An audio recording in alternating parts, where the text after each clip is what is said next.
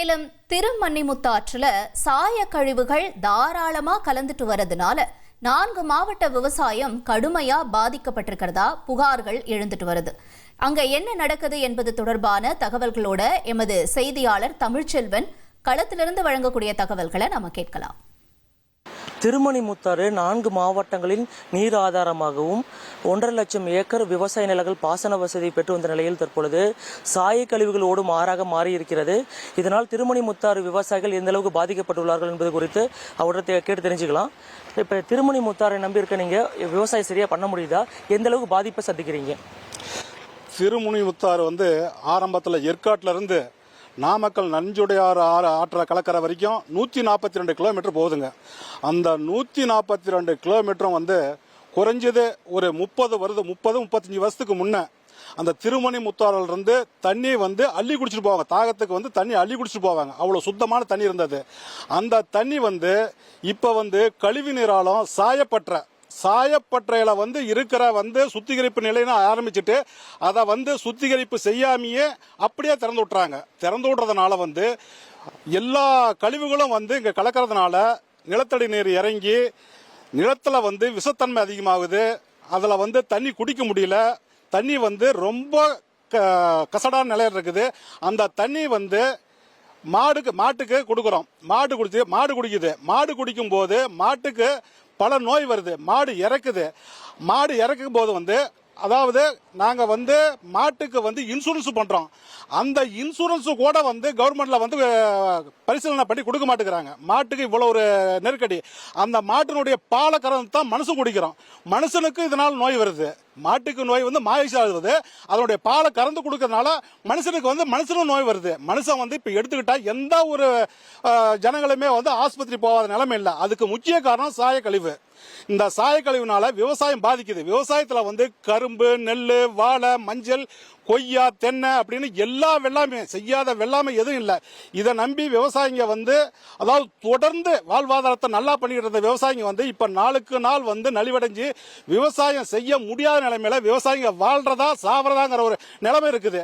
அதை தொடர்ந்து நாங்க வலியுறுத்திட்டு இருக்கிறோம். வலியுறுத்திட்டு இருக்கும் போது விவசாயிகளுக்கு நான் அரசுல அந்த சலுகை பண்றேன் இந்த சலுகை பண்றேன்னு சொல்றாங்களே தவிர விவசாயிகளுக்கு நார்மலா எந்த விதமான சலுகையும் இல்லை. இதை தொடர்ந்து நாங்க செஞ்சுக்கிட்டு இருக்கோம். இந்த விவசாயிகளுடைய கோரிக்கையை எடுத்துக்கிட்டு விவசாயிகளை வாழ வைக்கணும்னா அரசு இதுக்கு முக்கியமான ஒரு ஆதாரத்தை ஏற்பட்டு இந்த தண்ணி ஆத்துல கலக்காத அளவு சாயப்பட்ட தண்ணி ஆத்துல கலக்காத அளவு செஞ்சு அதனுடைய வழி செஞ்சாதான் விவசாயிங்க வாழ்றதுக்கு வழி இருக்கும்.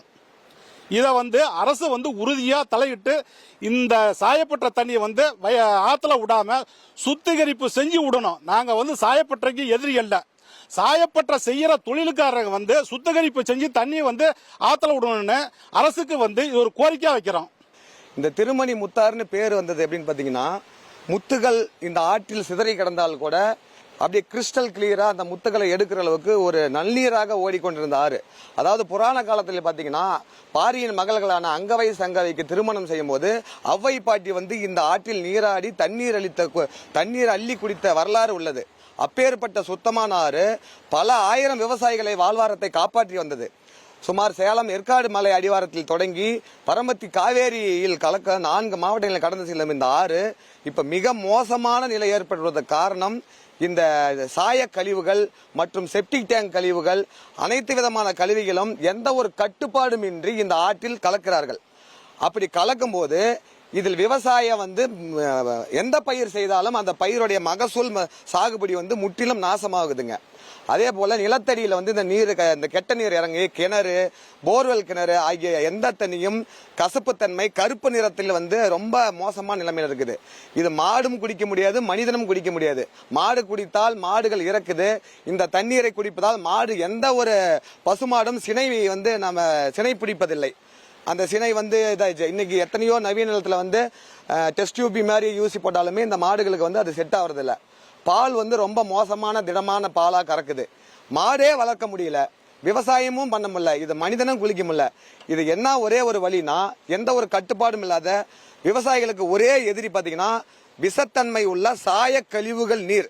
அந்த சாய கழிவு நீருக்கு ஒரு கோட்பாடு இருக்குது. இந்த இவ்வளவு இதுல வந்து சுத்தப்படுத்தி தான் இந்த ஆத்துல கலக்கணும். அந்த கோட்பாடை எந்த சாய கழிவு நிறுவனமும் பின்பற்றுவது இல்லை. இது அரசாங்கமும் ஃபாலோ பண்றதுல அரசு அதிகாரிகளும் வந்து பின்பற்றது இல்லை.